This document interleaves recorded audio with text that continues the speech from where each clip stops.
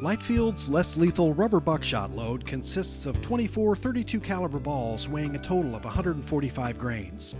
It's loaded at 2 different velocities. We have 2 different versions. The 400 foot per second rubber buckshot has a 1 yard minimum engagement. The standard velocity rubber buckshot load is yellow in color, with a muzzle velocity of 400 feet per second.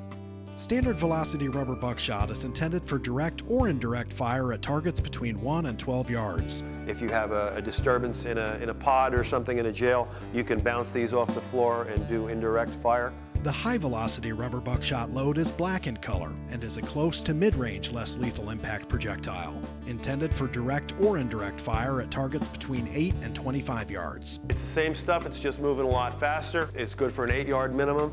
There's a lot of jails that still use this.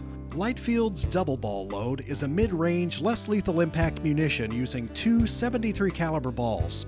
It's intended for low-angle direct or indirect fire at targets between 12 and 30 yards. What this does is it provides 2 .73 caliber balls with the same total weight as 24 rubber buckshot.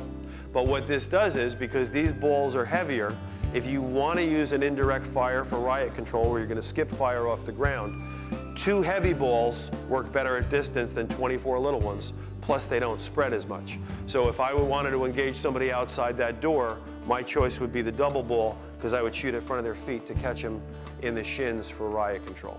Orange in color, the double ball load weighs a total of 120 grains and possesses a muzzle velocity of 475 feet per second. Lightfield less lethal, designed to be different.